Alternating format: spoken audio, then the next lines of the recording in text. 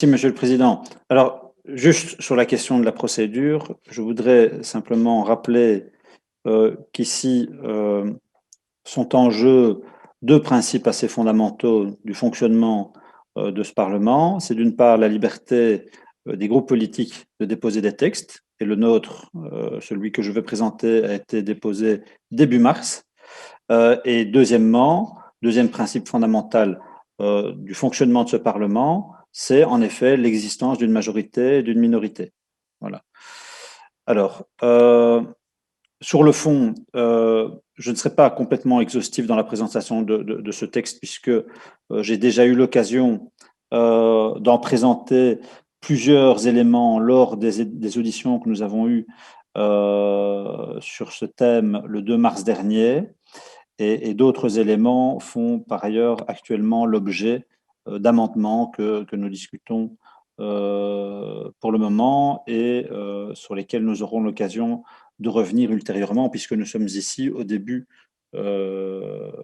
du processus. Alors, ce qui me semble important de retenir, c'est que d'abord l'hydrogène est l'élément le plus abondant de l'univers, ce qui est évidemment un avantage de taille dans la course à une énergie durable, et l'Agence internationale de l'énergie l'a d'ailleurs assuré en 2019.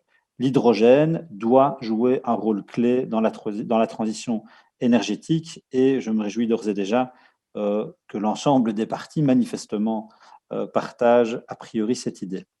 Alors, l'hydrogène est d'abord un moyen durable de stocker l'énergie, et on peut en effet stocker les surplus d'énergie renouvelable pour pouvoir les réutiliser plus tard, ce qui n'est pas possible avec l'électricité. C'est un enjeu énorme qui permet d'intégrer plus de renouvelables dans la consommation énergétique, et ce, même s'il faut bien admettre, comme le rappelle Énergiville, que des excédents massifs de production d'électricité renouvelable sont peu probables en Belgique pour les prochaines décennies. Alors l'inconvénient, c'est qu'aujourd'hui, pour des raisons économiques, près de 95% de l'hydrogène est produit à partir de sources fossiles, et alors on parle d'hydrogène gris, à moins qu'on ne couple au procédé de production des procédés de capture et de stockage de CO2 avec une augmentation dès lors du coût de production. On parlera alors d'hydrogène bleu. Alors, si l'hydrogène est une énergie propre, c'est-à-dire sans émission de polluants ni de gaz à effet de serre, il faut quand même prendre en compte son cycle de vie complet. Et il est dès lors fondamental pour la filière de verdir la production d'hydrogène. Or, la méthode pour ce faire est connue, puisque l'hydrogène peut aussi être produit par électrolyse de l'eau, c'est-à-dire sans émission de CO2, à condition que l'électricité en question soit évidemment elle-même une électricité d'origine renouvelable, et de quoi faire de cet hydrogène-là, qui reste aujourd'hui plus de 4 fois plus cher que l'hydrogène produit à partir de ressources fossiles, une énergie propre. Alors malheureusement, aujourd'hui, l'électrolyse ne représente que 5% de la production d'hydrogène, et on peut bien entendu augmenter cette part en fabriquant davantage d'électrolyseurs, mais alors se pose la question de l'origine de l'électricité les alimentant.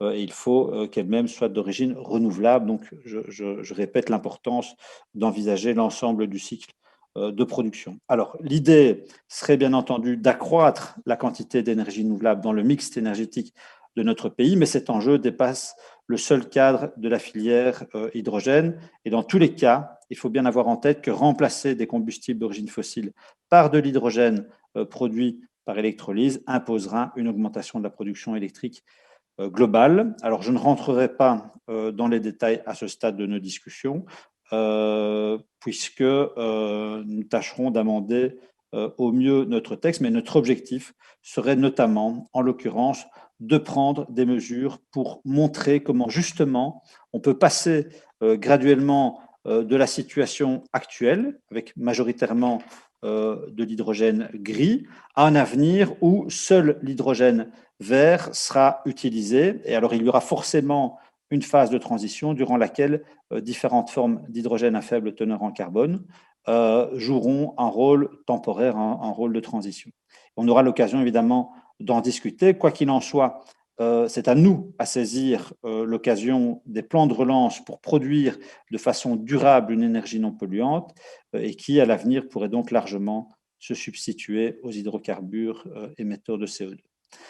Alors, l'hydrogène, il sert aussi de réactif dans de nombreux secteurs industriels, comme la chimie, pour fabriquer des fibres textiles, l'industrie du verre, l'électronique, ou bien aussi la métallurgie. Et il sert aussi, par exemple, de carburant pour des lanceurs spatiaux depuis des décennies. Et l'industrie consomme aujourd'hui des dizaines et des dizaines de tonnes d'hydrogène pur chaque année, notamment pour le raffinage des carburants ou encore pour la production d'ammoniac qui servira par exemple ensuite dans la production d'engrais azotés ou encore de nettoyants et de réfrigérants. Alors son utilisation est donc très large et le verdissement de la filière profiterait également à tous ces secteurs qui pourraient en plus profiter d'un réseau européen de plus de 900 km de pipeline à hydrogène qui relie le nord de la France, la Belgique, les Pays-Bas et le bassin industriel allemand de la Ruhr, dont on pourrait se servir dans le cadre du déploiement de l'hydrogène vert. Alors, en outre, l'hydrogène, c'est aussi un formidable vecteur d'énergie propre à envisager dans le transport lourd, ainsi que la navigation et l'aviation, plutôt que dans le transport léger. Et vous voyez ici qu'il y a déjà une nuance importante avec le texte du Vlaams Belang.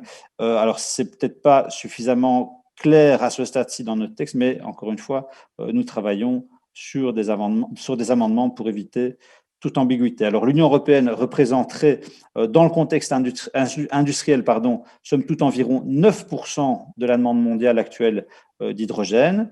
Et une stratégie hydrogène bien pensée se doit ainsi d'aborder la décarbonisation de toutes les utilisations actuelles.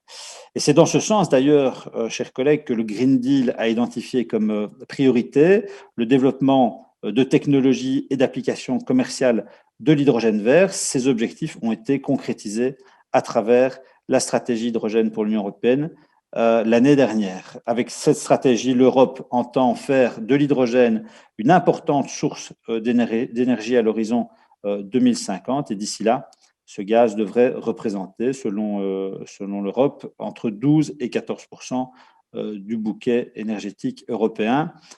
Et donc l'hydrogène doit représenter une technologie clé, vous l'avez compris, pour que l'Union puisse atteindre ses objectifs climatiques, mais aussi la création de milliers d'emplois industriels dans cette nouvelle filière. Alors aujourd'hui, l'État fédéral et les régions semblent s'accorder en ce sens sur l'hydrogène vert. La création d'une filière de ce type pourrait évidemment devenir un enjeu majeur en Belgique. À l'échelon fédéral, on constate avec regret que les investissements dans le domaine de l'hydrogène prévus actuellement dans le PNEC ne sont pas suffisants et le plan de relance consacre quant à lui une part non négligeable des quelques 470 millions d'euros à des projets en lien avec l'hydrogène. Alors l'hydrogène vert va offrir de nouvelles possibilités de repenser les partenariats énergétiques de l'Europe avec les régions et pays avoisinants et avec ses partenaires internationaux, régionaux, bilatéraux, de nouvelles possibilités de faire progresser la diversification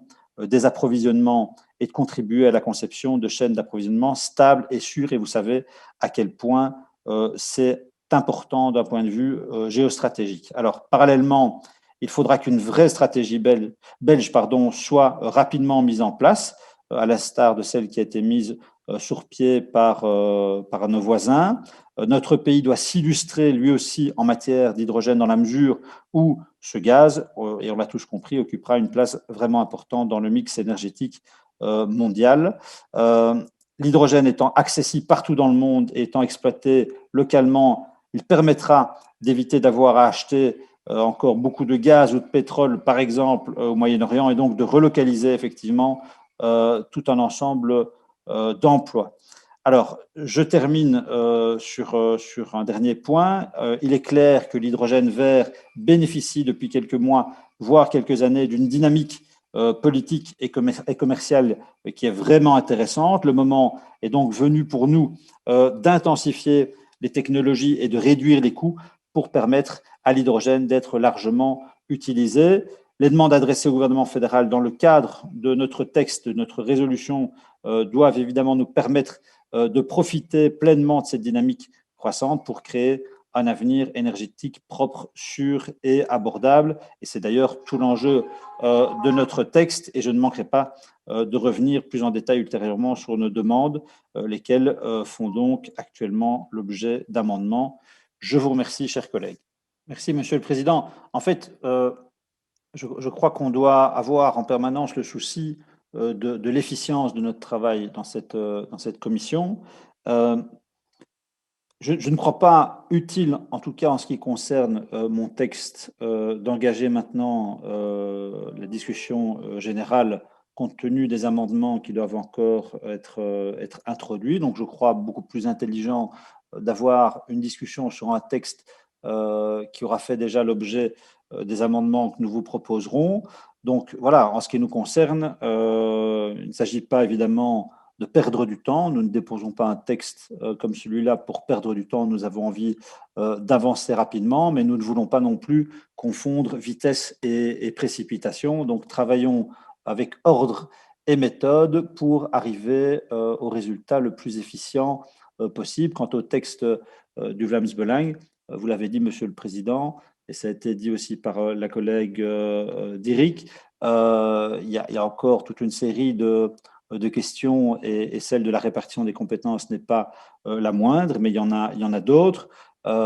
Si le collègue du Vlaams-Belang souhaite mettre son texte au vote, en ce qui nous concerne, nous devrons, compte tenu de l'état actuel du texte, voter contre, mais si évidemment il souhaite lui aussi faire preuve d'ordre et de méthode et amender son texte, alors nous aurons l'occasion de l'examiner ultérieurement. Mais ça, c'est un choix qui lui revient librement. Voilà, je vous remercie.